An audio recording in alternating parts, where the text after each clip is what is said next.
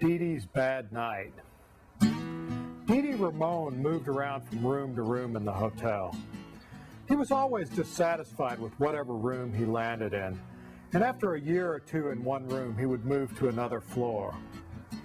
He told me that one time they had put him in a new room, and no sooner had he moved his few possessions in than he began to feel uneasy. Though he knew he hadn't lived there before, he had a vague feeling of déjà vu. He thought his unease would pass, but as the hours wore on, he just couldn't shake it.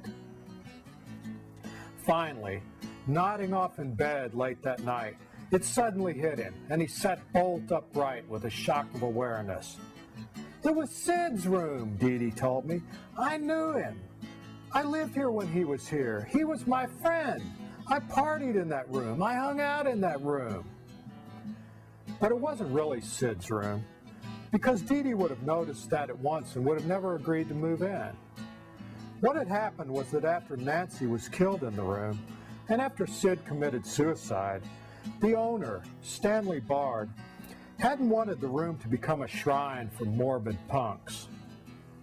He'd had it carved up into sections, distributing these among several other rooms. Sid's room, properly speaking, doesn't exist anymore.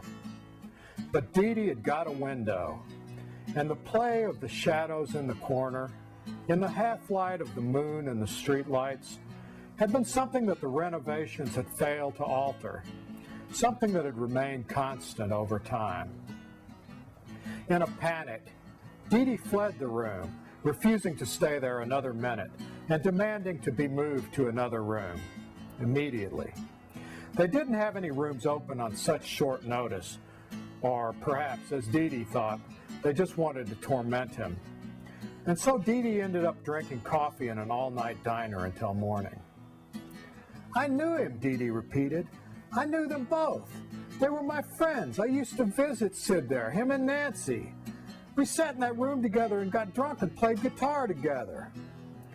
Even in the retelling, Dee Dee shuddered and seemed genuinely terrified by the incident. I told Stanley, how could you do that to me?